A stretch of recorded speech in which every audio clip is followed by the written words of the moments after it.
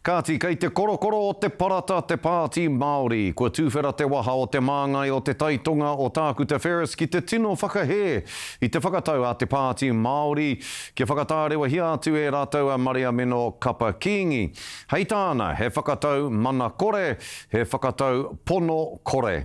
Nā ene kupu tātā a tāku te Ferris, tārake ana te kite atu i ngā auru kōwhao ki te waka o te pāti Māori, ko te ārahitanga, ko ngā tikanga, ko te whakamanamana ngā take nui. Anei rā te pūrongo a te o Kiwa McLean.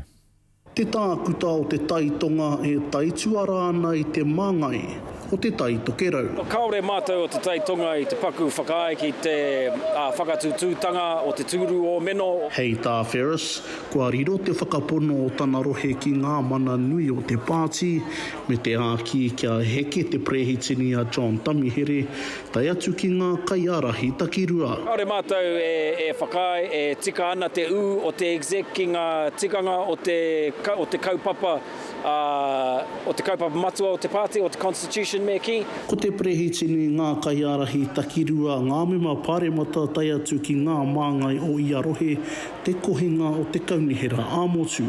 Engari ko te mana whakahaere kei te tokorima, arā te prehitini, ngā prehitini tuarua me ngā kaiarahi takirua. Ina kei te upoko tuatahi o te constitution e takoto ana tēnei me te kaupapa me te tikanga, me tōna pānga ki ngā tikanga katoa o te pāti, kaore mātou e whakai, e whakatinana hi ana e te exec.